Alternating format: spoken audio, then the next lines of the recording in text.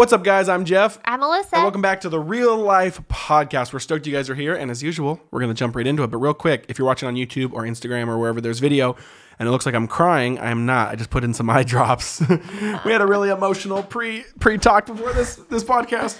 I've actually what? You never seen Jeff cry. Well, no, I don't do I've never I've bawled. heard him cry. I've never done the BAWL. You know, is that how you The spell ugly it? cry like me? Yeah. Oh, guys, Alyssa has the best one. Alyssa has that classic one where it's like, so the people that have the best ugly cry, which I consider the BAWL, the bawling, is usually. Can we open the door? Oh yeah, you can go open it. Yeah, sorry guys, we're Lucy's sleeping out there. I want to make sure if we can hear her if she starts crying, if she starts bawling. But is those guys, and you guys know those classic ugly cries, like ones that actually deserve an Academy Award, and those are the ones where the face starts contorting and distorting. But hold on, and is dead silent though for it's a noise issue. It's like it's doing something, but no noises happen. There's like a delay. There's a noise delay. Do you know what I'm talking about? So the face starts going upside down, the frown starts going really harsh, silent, and then that's where it comes in. And it's the worst because if you ugly cry, that's like the climax of your cry. And Jeff starts to put his hand over his mouth. I don't laugh every time, but there's a few times I've laughed during that because it's the silence. It's almost like it's like you're silent, but your face is doing something, but there's no noise. I'm not sure what's going on. It's amazing and beautiful, and you never look more beautiful than in that moment, babe. Thank you. Mm-hmm. I'm so. Let's just say it happens about once a month. I'm so blessed to be married to you. Okay, so guys, this week is toxic relationships. Now, I got some thoughts here because I've been thinking about this a lot, and this one I want to be more of like an open-ended conversation with you guys. So I'm excited for how this one goes on social media when you listen on Instagram. If you don't know, I try to do a post on the podcast. I basically do an Instagram post once a week where I try to kind of spark conversation on the podcast, and I'm really excited for this week's because I just want to hear what you guys' thoughts, and I don't know. This is one where, again, it's like, I don't know. I kind of want to hear what you guys think. When have you been thinking about this? All the time. Guys, Alyssa doesn't know how much I think about random things. I noticed because my husband goes through seasons where he's just silent for a couple weeks. Kind of like that 5 or 6 second delay silent when the ugly cry. And I know. Hold on, did you just say I'm silent for weeks? Yeah, for a couple weeks he'll get pretty silent, and I know he's thinking and processing a lot of things, but he doesn't tell me what it is. And then all of a sudden it's like the floodgates come, and he just has a day of nonstop talking because it's pouring out. So I'm wondering if this is one thing you've been thinking about lately. Maybe. I wonder if people actually believe that though. Like if they can actually, guys, can you actually imagine me silent?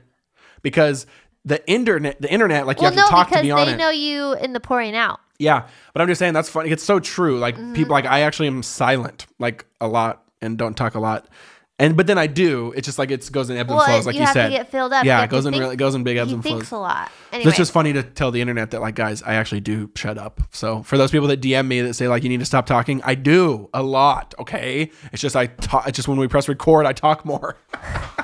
Okay. Okay, so tell us. Talks is really well. Yes. Here, I'm struggling with the tension here, and the tension I'm struggling with is, I think totally in general, it's semi-trendy, and we toss out the phrase too much of oh, those people are toxic, or oh, that relationship's toxic, I need to leave it. Are you talking about all relationships or just the dating? Word and just no, yeah, I'm talking aunts, uncles, friends. Okay, yeah.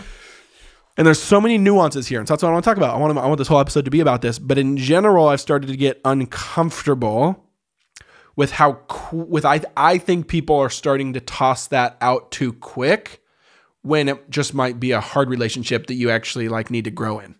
Does that make sense? Mm-hmm. So what's the difference between a hard relationship you need to grow in and a toxic relationship? That's where I don't have an answer to, but I've just when you just kind of sometimes get a little check of is that toxic, or is that just you need to mature or you need to grow, or maybe the Lord actually has that person in your life so you can actually be more selfless and learn to love, and I don't know. So I think that's what I want to talk about, guys, because there's a lot of nuance there. And there clearly is real toxic relationships. So we're not minimizing. We're not saying it's not there. So I think it just comes down to the definition of the word, right? According to what I would think, toxic means it can kill you. Toxic means it has toxins in it. And if you consume it, you will die. If you drink toxic liquid, you will die or get really, really sick. So then I think that plays both ways. Where I think that plays into the relational way, I would say, right? Where like we have to be careful with our words. And I think there are relationships out there where like if you're around that person a lot, like an abusive situation would 100% be this. That's toxic, and you're not meant to stay in that. You're not just meant to stay in that while being abused. That's wrong. Mm-hmm. The Lord's not trying to teach you to be more selfless or anything like that. No, it's wrong. It's abusive. It's toxic. If you keep drinking the toxic liquid, you will die. You don't need to be in that. So that's an easy example of like clear toxicity. That's where it should be applied. Some other maybe like more family relationships. I think sometimes that we don't know, but I know we've heard from maybe friends of just like where, yeah, really, if it starts feeling like it's corroding your soul, like, just dark and depressing and just overly bearing and burdensome, like month after month, year after year. And you just feel like you get kind of, I don't know, like your soul's corroding, then yeah, that might be a toxic relationship. But I think 8 out of 10 times we toss that out to times where it's just like, no, that's actually, we're saying it's a toxic relationship when God's saying, no, it's a sanctifying relationship. And those are two different things. Ooh, let's just end on that. All right, guys, 7-minute podcast. See you later. I mean, that is a really good point. I just don't think because here's the thing too, again, guys, I think outside of the ones that are really toxic, like we just mentioned, we're free in Christ, which means we actually have been we were enemies of God. We spit in God's metaphorical face, and that's it's worse than that. There's no language that can actually get to the capacity of how egregious our missing the mark is of our genuine humanness of sin and our own decisions of wanting to be on the throne of our own hearts rather than God. Romans 5 makes that clear. But while we were yet sinners, while we were God's enemy, he pursued us, he loved us, he came after us and justified us before God. Christ did. And so then we have to say, okay, if we're truly followers of Jesus, of Yeshua, then we have to model then we will just be just like children imitate, right? I think it was Ephesians where it says, as beloved children, be imitators of God. And I was thinking that the other day, those go hand in hand. Children imitate. You say a word, the kids do it. You say this, you're like, oh, actually don't imitate that. I shouldn't have done that. But it's a natural to imitate. And so if we're followers of Jesus, then we naturally should imitate. And one of those things we should imitate is how we love hard people, broken people, or even enemies of us, right? We don't bomb them. It says we actually turn the other cheek, and we love them. And so there's lots there. But I think we have out of anyone in the world, there is real toxic relationships, and there is ones you need to get out of, and there is ones you need to escape and protect your soul and watch out and be careful and fill up your soul. But outside of that, Christians, I think, we have the widest fence for relationships we should stay in. Mm-hmm. Does that make sense? Mm-hmm. That's what I'm trying to say. We have the widest parameters of relationships we should stay in because they're all opportunities. Those ones in the fence are all opportunities to learn to grow ourselves, but also for Jesus to do his mysterious, magical work of us imitating him and his love breaking and changing hearts. Mm-hmm. Do you know what I mean? Yeah. So I don't know. You got any thoughts yet? This is not what I was prepared to talk about. I thought we were talking about bad dating relationships. I know, guys. He said, okay, we're going to talk about toxic relationships. So our job in the we have different roles in our relationship, and my role is I have to kind of more produce the podcast of think what we're going to talk about, where we're going to go, blah, blah, blah. And her job is just to show up and record because she drops truth bombs and that's what everyone wants. But she always wants a little nugget though of hey, what are we talking about? And so she's fine with one sentence. So yeah, so I told her tonight, I was she's like, what we're talking about? I said toxic relationships. She goes, oh, cool, great. And then no, that's easy. Dating, yeah. Let's do that. Okay. No, I think what you're saying is so good. And I think it does need to be talked about. I think that phrase can be so easy to cling on to when there's a uncomfortable relationship, a sanctifying one where we don't feel poured into, that it's, they're more, it's harder to love them and they're draining. But I think there's also a lot of nuances, is that the right word? Yeah. That to be careful of. And so I think when you're listening to this podcast, to listen to it and ask the Spirit to show you what is true and really let the Spirit lead and not be so like legalistic about it, because I think there's a lot of nuances here that you could easily, you know, talk yourself into a wrong thinking type of thing.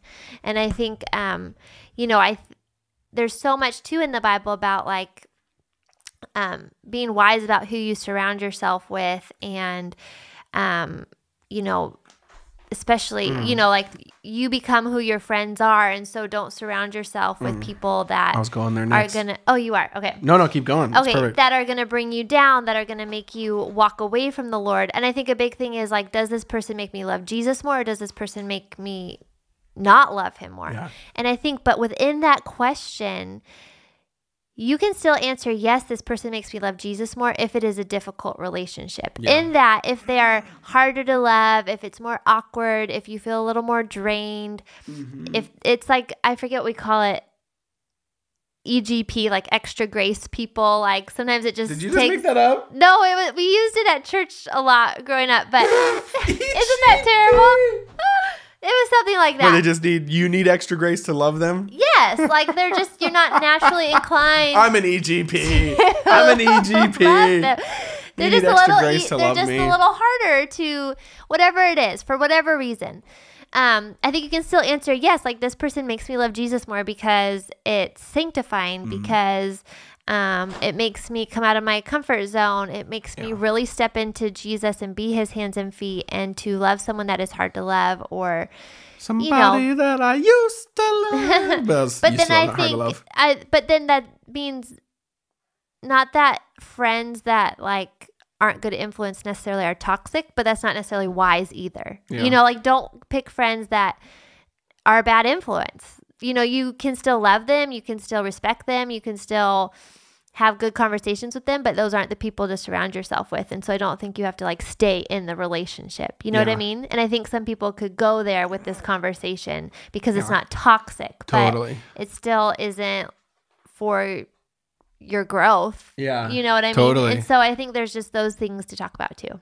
Yeah. Well, now that song is stuck in my head where it's like, never meant to go. You know, I don't even know how it goes. But the rest of somebody that I used to love. Okay. No, I think you're totally right. And I think, so then there's layers, guys. There's layers. This is an onion. You want to peel this baby back? Because we're going to peel it back. There's layers. This is an endless layer conversation. But I think what you're saying is don't just use that like Band-Aid of, oh, this was toxic when it's a relationship that... Okay, guys, we're a grandfather clock right now, and we're going to be swinging. Okay, we're going one side, this side, this side, this side. Pendulum, pendulum, pendulum. Okay, boom. First pendulum is don't just use that as an excuse to not love hard people. You have to check yourself before you wreck yourself, because sometimes we do that in the millennial culture of like the person is just an EGP and we call them toxic, okay? Now... over here though, okay, boom, pendulum, swing over here, okay? Now we also have to realize, there's also people that we then also don't understand how we're hanging out with just bad people. Like they're not toxic, but just like we don't leave like... You don't leave loving Jesus more. Exactly. You feel dark, you feel guilt. I would still back to the definition of the toxic thing again. You know, you got a clean glass of water, one tiny drop, not that visible, not a black cup of water, one tiny drop of toxins is still technically poisonous, even though it's invisible. Right? So boom. So it can be invisible. What are you saying? I'm basically saying sometimes there can be people, I think that's more that crowd of like, you know, you're kind of partying or doing stuff that you shouldn't be doing, hanging around with people you shouldn't be hanging around. That's like invisible toxins. That's like a drop of toxins. It is toxic. Well, technically is what I'm saying. I'm saying like the wider, I'm opening up the boundaries. Well, I'm saying, I'm opening up the boundaries a little bigger to saying actually that still affects you. Okay. There's black cups of water that are clearly like if you drink that, you'll die. Yes. Okay. Then there's water that looks great to drink, but someone maybe put a drop in it, and that's just a bunch of bad friends that don't take you in a good place. Right. Do you know they actually say, guys, and this has kind of been proven, that basically your 5 closest friends is basically you. Yeah. Like if you add up your 5 closest friends, you're kind of like the average and the summation of them. And so question is, do you want that to be true? Like, is that actually who you want to be? And I will say, like, it could be partying or whatever, or drinking or whatever, but it also could be women, more lukewarm people or gossip or... Yes, I was going to say women that if... like you are married and you're hanging out with another group of wives who talk bad about their husbands, who don't honor them, That's toxic. Yes. Like, that's not what the Lord wants. And so don't hang out with that crowd of women. So we're broadening the definition there now to kind of mean just anything that maybe kind of is a more stained or dark, harder part. It doesn't leave you more filled with Jesus. And I don't think the Lord wants you in that relationship. Totally. That's not sanctifying. That's like bringing you down. So then here's what I'll say, guys. This is where the Spirit has to lead, because you have to really check all your relationships through this filter of, does this person fill me up? Is this a person that sanctifies me, that grows me? I don't think that's the right word. Well, no, I'm going other places. Hold on. Okay, because what if they're at EGP? I know. That's what I'm saying. I know. That's what I'm getting there. There's different layers. This is an onion, okay? So you have to ask yourself, you have to filter every relationship. Is this a brother or sister in Christ that fills me up, that I'm in a war with, that I'm a soldier with, that we are doing God's work together, and they're still hard, and I still don't like them sometimes, and they still make me mad, whatever. But they're brother, like firm friends, sharpening each other. Or are they an EGP that you just need to love more, right? You need to love more, but usually you think it's more about you loving them, when God always flips the scripts on those people, and it's more about you realizing how selfish you are, how prideful you are, how selfish you are, and how much you just kind of want everything to be about you. So it always gets those people always flip the script on you with the Lord. Or is it a person who's just kind of like bad news? Is it a person who's just bad news? Meaning like they kind of, like again, more just like kind of drag you down. You just feel kind of like draggy. You're not the kind of your flame starts to go out a little bit. Your light starts to dim a little bit. Or if they're always saying things that are hurtful, or I would consider same people. Debbie Downers. Totally. Totally. Don't surround yourself with those people. Totally. Or are they full blown like toxic people that are really harsh? Evil's too strong, but just like harsh and toxic and really corrosive to your soul. So that's like 4 or 5 different kind of characters, guys, right? And there's probably more. So then you have to check all your relationships through those filters. And then I think based on how your life is at its center, you can then approach all those relationships differently. Here's what I mean by that. If you're in a context, like here's what I'm saying. When I was in college and I maybe came out of a life of more of like overt, explicit sin, I wasn't really able to kind of hang out with kind of the bad news people, because that was too close to that part of my story. That was I didn't too tempting, or just reminders. That, but then also I also didn't have a strong foundation yet. I didn't have a ton of Christian friends yet. I was kind of like walking a little bit more isolated. So then in that case, that would have been my primary community, which then pulls me down.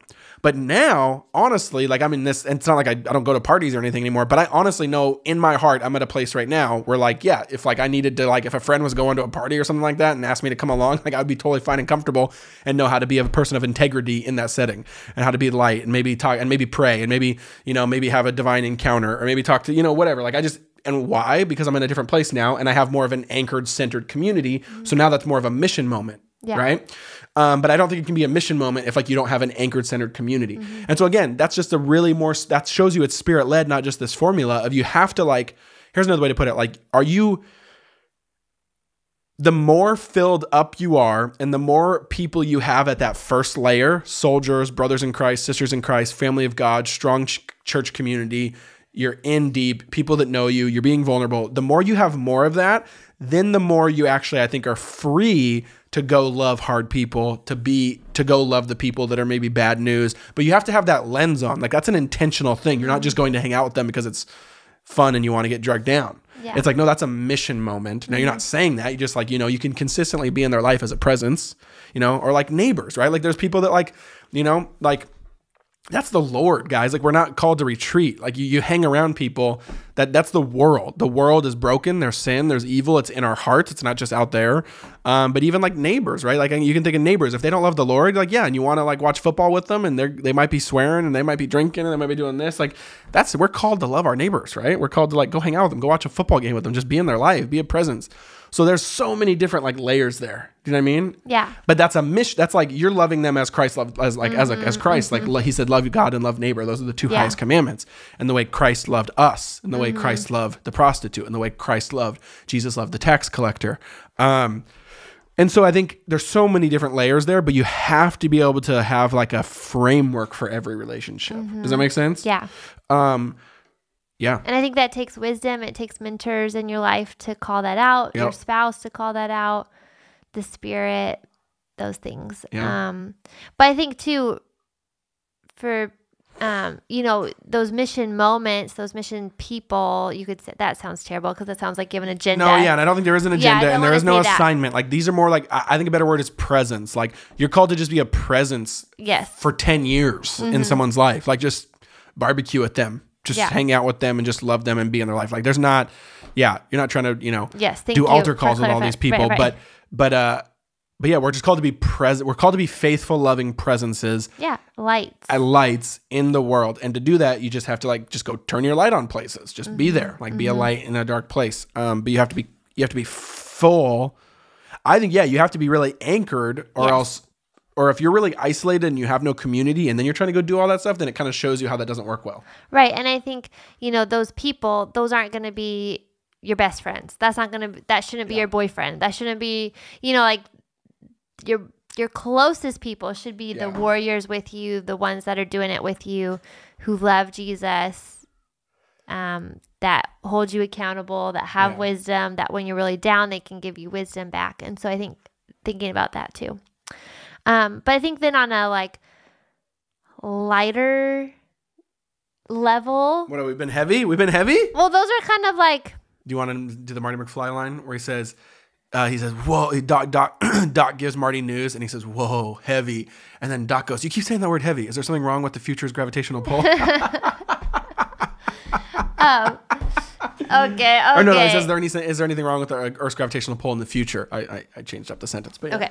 And we kind of already touched on it. But I think then for those who are, I think sometimes, like I know if I'm listening to this, a question would be, not so much those kind of relationships, but more like, hey, I've been walking with the Lord for a long time. I'm aware of those things, but like, what about just the people, like maybe more, how do I even say it? Like just being wise about your relationships and how much you actually have to pour out and not feeling bad to say no, or like, does that make sense? I think that could be maybe more of a spin on it for women, especially. Well, I think to not feel guilty when it's like, okay, I only have this much to pour out to friends, or to have this little, like 3 close people to me in this season. No, I think that's totally true. But not to feel guilty when it's like, hey, I can't get together with you, or you're not really someone that I want in my inner circle. Totally. So let's talk about that. Well, I think, we only have like 10 minutes, but okay. I'm adding a whole new chapter. Well, I think that's another thing, guys, is like, we're all onions. We're all not, the subject is not just an onion. We are onions. Okay. And what I mean by that is like, we personally have layers, and only certain people get certain layers, right? Like the center layer, only your spouse gets, right? The layer outside, or your parent or a best friend or whatever. The one layer outside of that, like 3 friends get, and then outside of that is like, kind of your community. Then outside of that is your coworkers, and outside of that's your neighbors. I don't know. You kind of have to define that yourself. And Jesus was like that, by the way, guys. Jesus had 70, then he had 12, then he clearly had 3. Clearly had an inner circle. Jesus, without a doubt, in the Gospels had an inner circle with James, John, and Peter, right? And so Peter, James, and John in a sailboat. That's a classic kid song we always sing. Peter, James, and John in a sailboat out in the deep blue sea. Okay, they fished all night and they caught no fishes. They fished all night and they caught no fishes. How's it end? They caught fished all night and they caught no fishes. Out in the deep blue sea. That's it, guys. It's a minute kid song. It's pretty sweet. Fire. So now, the lessons they learned from the Savior, they will be fishers of men. Wait. Blessed Redeemer and friend. Guys, I don't sing. James and John in a sailboat. Peter, James, and John in a... No, cringing. I know people are actually bobbing their head because that's fire. That is beyond mixtape. That's amazing. Messiah vibes right there. It actually is like one of our favorite family songs. What were we saying? The inner circle. Jesus clearly had an inner circle, right? Okay, so I think, Jesus had an inner circle. And so we have to be mindful of that. Like, that is actually how relationships work. And I think one of the worst mistakes you can ever make in relationships, and especially in 2019, because it's so easy now because everyone has access to you. There's such a blending and blurring of relational layers. Because it's like the person I don't know can actually text me at 1 a.m, which is actually a thing that you used to only do in 1990 when it was your best friend. You call them at 1 a.m when you're like in the hospital. Right. Like there's weird blurring of lines clearly with relational levels now. And so that's a huge thing of just technology, of access, of accessibility. So yeah, I think I don't have a ton of thoughts there because we only have a few minutes, but I think you have to actually name that and claim that. Like, who are those people that get access to you, and don't feel bad or shameful or whatever the words. Don't feel bad of like protecting those layers, right? And like that's not meaning that you're saying no to everyone. Like I actually protect a certain amount of layers and say no to a lot of people in like this middle layer, which I would consider more like just above acquaintances. I say I'm pretty harsh with my nose on that level, so that not just so that I can, have more time, but actually so that I can be more free for like more encounters with like neighbors and stuff. That's how I see it, right? I'm just like a little bit more free to like make bread or make a cutting board for them, or have time to talk story with them. Like, but that I have to actually like make that exchange in my brain. Like you have to actually put it down on paper, kind of like, no. Well, when you say yes to something, you're saying no to something else. Exactly. So what yes are you going to say? Yes. And what no are you going to say? And it's really important for us to have those, like, it's really important for us to have freedom for like needs, for like just kind of if someone needs something or help or serving. And so the acquaintance, if I said yes to all the acquaintance level stuff, then I would have no time and I'd be burnt out. And so, yeah, there's a level of you and your vulnerability that only a few people should get. And this also, I think the cousin of this is what we talked about with vulnerability a couple of weeks ago or months ago with like, oversharing online and everyone getting an access to that. So yeah, you got any thoughts on it? Well, as you were talking, I was remembering Young Life does this really well when they raise their leaders. And it's like, okay, you pick your one student this is your student that you and him are going to be best buds this year. And then you pick your 3 students that you're like, this is my team. And then you kind of have like the outer circle. And so I think sometimes we have to do that. I think it's wise to do that in our relationships, and it changes season to season. And so to really sit down with a journal and say, okay, who is my one person that like when they ask something, I'm yes, no matter what, I'm there. Like they are my number one person.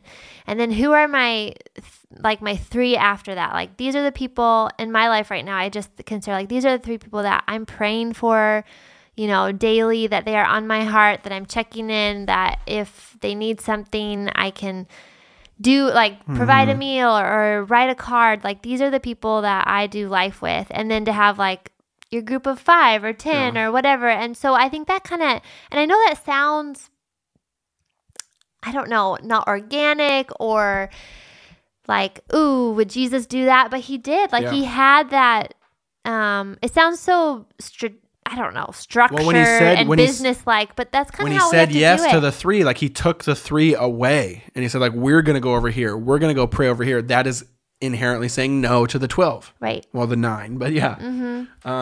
But I think that's kind of how we're wired. Totally. And I think when you sit down with a journal and do that, then it brings freedom to be like, oh, okay, like I don't have to say yes to this person all the time.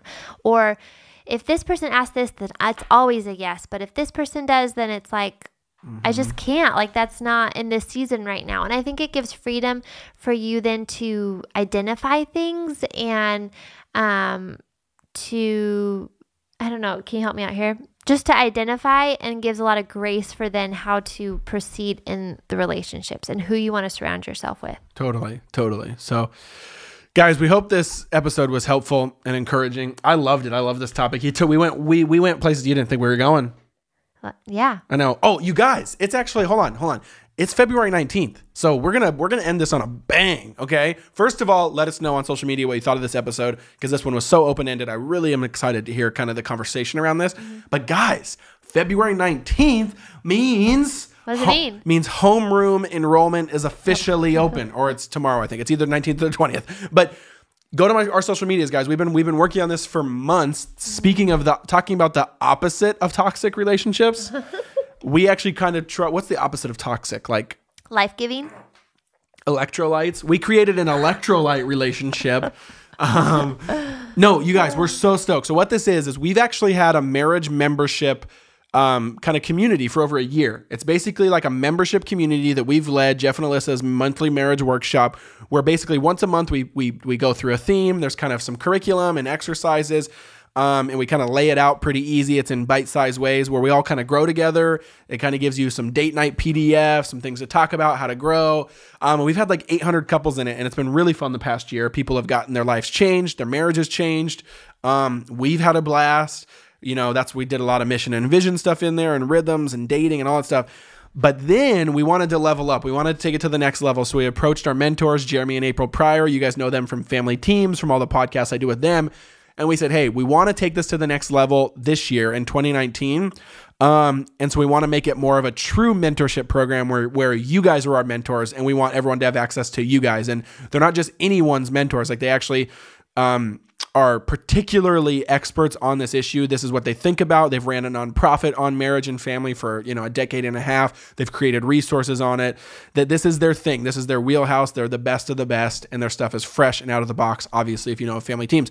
So what we're doing is 2019, we are reopening enrollment, but we're rebranding now. It's not called Jeff and Alyssa's monthly marriage workshop. It's called Homeroom Family and Marriage Membership.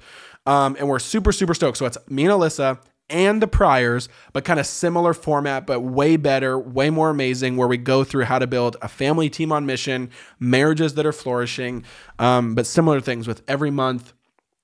There'll be exercises and curriculum and stuff. You have access to us. There's a private Facebook group community where we're all just chopping it up and sharpening each other and encouraging each other and working through the content. We'll do live Q&As with the Pryors. And I'm excited for once a month, we're going to do what's called a hot seat, where basically a couple will volunteer to get put on the hot seat with Jeremy and April, where basically they'll have like a problem or something they need some help with, in their family. Like, oh, the kids aren't listening on this issue, or our marriage always seems to have this same fight. And so then basically Jeremy and April will Zoom call with them, kind of Skype call with them, and record it for all of us, and like kind of do it live for all of us to watch, and basically kind of just walk through it with them. Hey, tell us more about it. We've probably been there. We can try. Have you tried this? Have you tried this? That's once a month with every month's content and theme.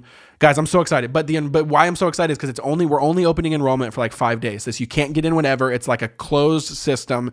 And so it's open right now, but only for a few days. So you need to get in there. $19 a month. We literally tried to make it as cheap as possible. Like me and Alyssa can't go to Chipotle for that. Like my Chipotle, I think our Chipotle order is like $28, right? Well, that's with the kids. No, it's like 40 with the kids. My meal plus your meal with a little bit of chips and guac and some drinks, boom, it's like $27. So $19, guys. You can't even meet with a mentor for that cheap, usually at Starbucks, with a couple drinks and a pastry. So we made it as cheap as possible, but it's way better than even all that stuff. So guys, go to my social media, go to our website, go to Family Teams pages and enroll. You can, like I said, it's open right now. You got any thoughts on it? You excited for it? No, we're so excited. What else? You got anything? You excited? What? Well, no, because now all I'm thinking about is food. What? Why? Oh, because Chipotle. Sorry. Okay, guys. So you need to enroll. That's what we're ending with this episode. If you want the opposite of toxic relationships, you need to enroll in Homeroom. I can't stress it enough, guys. You want to get in on this. 100% promise your marriage and your family will be way farther a year from now than it is now, for the better. You'll be a family team on mission, multi-generational, legacy, a marriage that flourishes, rhythms, and all these different things, traditions, systems. It's incredible. It's an amazing. I've already taken a peek at the curriculum. So again, Homeroom, go to our websites and stuff and you'll see it. And I can't wait to meet you guys in the Facebook group for those who enroll in the next couple of days, and excited to hear what you think about this week's episode on the podcast. All right. Love you guys.